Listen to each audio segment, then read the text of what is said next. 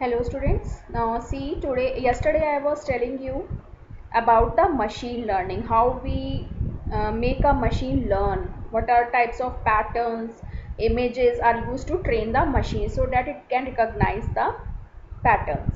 Now see ML means machine language. Applications learn from the experience like humans without direct programming. Okay, as हम जब भी कोई चीज़ learn करते हैं, it learns with the help of experience.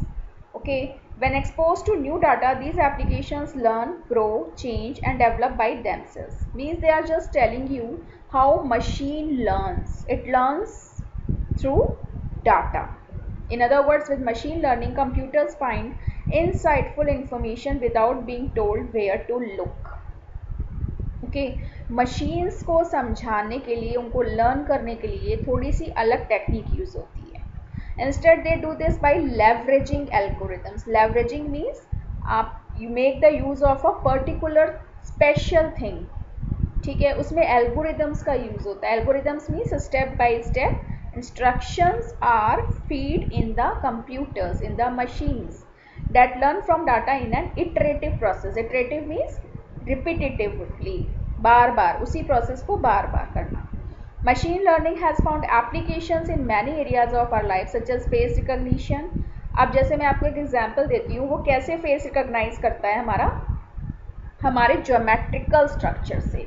जो हमारा face होता है, तो हमारे फेस का एक ज्योमेट्रिकल स्ट्रक्चर होता है, तो उसके कितने एंगल है, एंगल से, किस साइज से, उससे वो हमारे फेस को रिकॉग्नाइज करता है. अब जैसे ट्विंस हैं, ठीक है, अब वो हम तो ट्विंस को नहीं पहचान सकते if they have same face, अगर वो बिल्कुल दिखने में सेम है, but computer can recognize them. कैसे? With the help of their geometrical structure, क्योंकि जो उनके फेस का ज्योमेट्रिकल स्ट्रक्चर है वो डिफरेंट होगा, और ये सबका होता है. ठीक है, चाहे वो हमें दिखने में सेम फेस हो, पर उनका ज्योमेट्रिकल स्ट्रक्चर कहीं ना कहीं डिफरेंट होगा, तो वो मशीन्स उनके ज्योमेट्रिकल स्ट्रक्चर से उनको रिकॉग्नाइज करती हैं. Online campaigns, virtual personal assistants like Siri, Alexa, Google assistant, Cortana, online chatbots, बहुत सारी वर्चुअल चैट्स भी होती हैं. Now the next is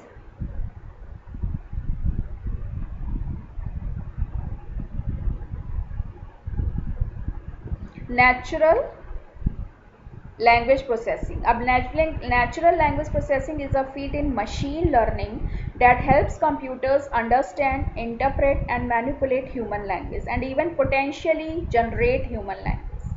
okay, अब नेचुरल लैंग्वेज प्रोसेस का भी मेथड यूज़ किया जाता है मशीन लर्निंग में. कैसे? वो कंप्यूटर्स को अंडरस्टैंड करने में, इंटरप्रेट मीन्स होता है टू मेक इट मीनिंगफुल, जिससे मशीन्स उसको समझ पाएँ, and manipulate human language, modification करके, and even potentially generate human language. तो इस तरह से बहुत सारी टेक्निक्स का यूज़ होता है, जिसको हम नेचुरल लैंग्वेज प्रोसेसिंग सिस्टम कहते हैं. अब जैसे हमें तो नेचुरल सब कुछ मिला हुआ है, हम किसी को उसको सेंस करके, उसके तरीके से, उसके बोल से, उसके चाल से सब पहचान लेते हैं. तो वही चीज़ they are trying to feed in the machine. They trying to make understand machines with the help of language, natural language processing, जिसमें क्या क्या आता है? स्पेल चेक, वो स्पेल चेकर कर सकता है. ऑटो कंप्लीट, अपने आप ऑटोमेटिकली किसी भी चीज़ को कंप्लीट करना अगर वो अनफिल्ड है. Voice text messaging, all of you have experience these things.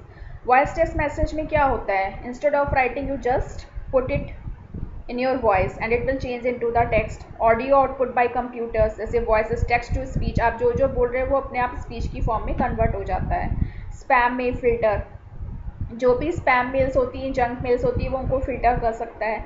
Information को एक्सट्रैक्ट करना, इन्फॉर्मेशन को रिट्रीव करना, मशीन को ट्रांसलेट करना, सेंटीमेंट एनालिसिस, क्वेश्चन आंसरिंग, जैसे सिरी, एलेक्सा, ये सब जो सॉफ्टवेयर्स यूज़ होते हैं वो हमें आंसर्स करने में हेल्प करते हैं. जैसे गूगल ट्रांसलेटर इतना अच्छा होता है, आप किसी भी लैंग्वेज में उसको कन्वर्ट कर सकते हो, हिंदी को इंग्लिश में, इंग्लिश को किसी भी पर्टिकुलर लैंग्वेज में. तो ये सब नेचुरल लैंग्वेज प्रोसेसिंग के एग्जाम्पल्स हैं.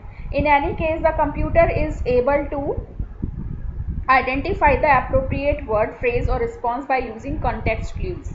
अब जैसे हमें कुछ समझने के लिए हमें क्लू दिया जाता है, वैसे कंप्यूटर्स को भी दिया जाता है. जैसे इन्फॉर्मेशन रिट्रीवल है, सेंटीमेंट एनालिसिस है, इन्फॉर्मेशन एक्सट्रैक्शन है, मशीन ट्रांसलेशन है, तो ये सब नेचुरल प्रोसेस सिस्टम है। क्वेश्चन के लिए उन्होंने क्वेश्चन मार्क लगा दिया, आंसर्स यहाँ पे आ गए। तो there are so many ways are used. Then robotics. अब नेक्स्ट है रोबोटिक्स।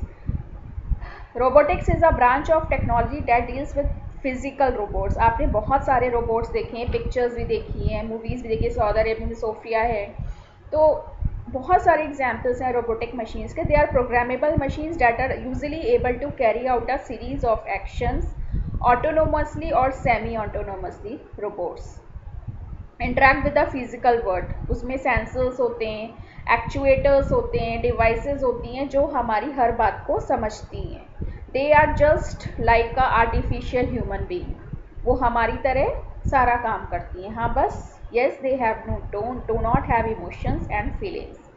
दे आर प्रोग्रामेबल, उनमें हर तरह की प्रोग्रामिंग की जाती है। आर यूजुअली ऑटोनॉमस और सेमी ऑटोनॉमस। ऑटोनॉमस मीन्स होता है जनरल, मतलब जो एक ह्यूमन बीइंग में क्वालिटीज़ होती हैं वो सारी क्वालिटीज़ एक रोबोट्स में भी होती हैं। सेमी मतलब half. Most robots are mechanical and mainly carry out repetitive task. बहुत सारे रोबोट्स ऐसे, अब जैसे जो इंडस्ट्रीज़ होती हैं, अगर आप फॉरेन इंडस्ट्रीज़ देखी हैं या जो बहुत हाई फाई इंडस्ट्रीज़ होती हैं, वहाँ पे रोबोटिक मशीन्स का यूज़ होता है।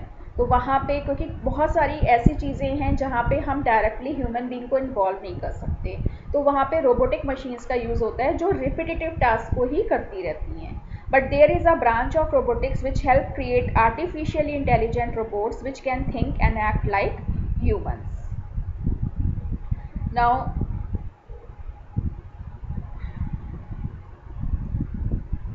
these days robots are being used in many different and diverse fields such as aerospace. अब aerospace में जैसे Mars है, which is still collecting images and samples from Mars surface and robonaut.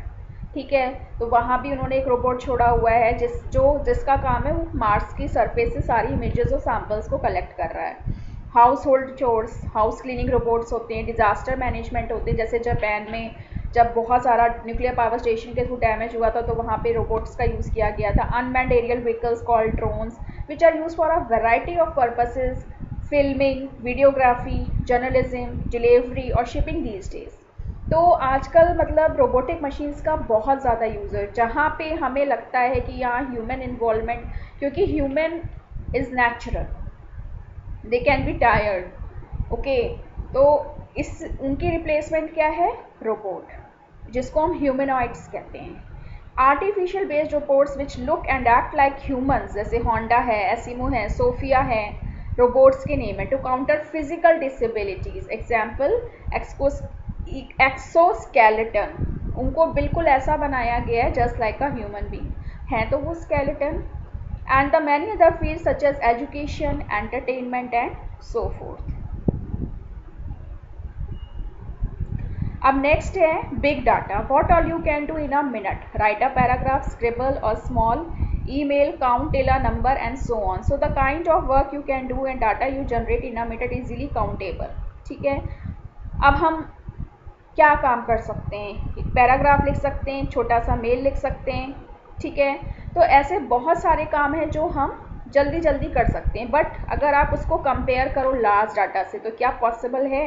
Now asking the question again, how much work is done in on the internet and how much data is generated in 1 minute? As you agree that in 1 internet minute the online activity of billions of people globally takes place. ठीक है, 1 minute पे internet पे billions of people की पूरे world में activities होती हैं and hence billions and trillions of data bytes are generated. Can you imagine that in 1 internet minute about 188 millions of emails are sent? क्योंकि आप जिस टाइम ईमेल सेंड कर रहे हो, not only you, billions or trillions of people are sending the mail simultaneously and you never come to know these things are going on in the background from all over the world. And Google processes about 3.8 million search queries. Google सबसे popular क्यों है? Because it has a streaming technology, ठीक है, linguistic इसमें feature है, तो एक बार में कितने सारे लोग उस पर सर्च कर सकते हैं, ठीक है। In short, in 1 internet minute, quintillions of data bytes are generated and exchanged over the internet. तो this is called big data. It is a term used to describe extremely large data sets that traditional database applications cannot deal with. तो आप imagine भी नहीं कर सकते, इन्होंने आपको इतने अच्छे एग्जाम्पल्स दिए हैं जिसमें हम इतने बड़े डाटा को हैंडल कर सकते हैं। हम नहीं कर सकते, we can not do it manually, but on internet it is going on, it is happening, and it is truth. When such humongous amounts of data are generated is termed as big data. Big data is a term used to describe extremely large data sets that traditional database applications cannot deal with.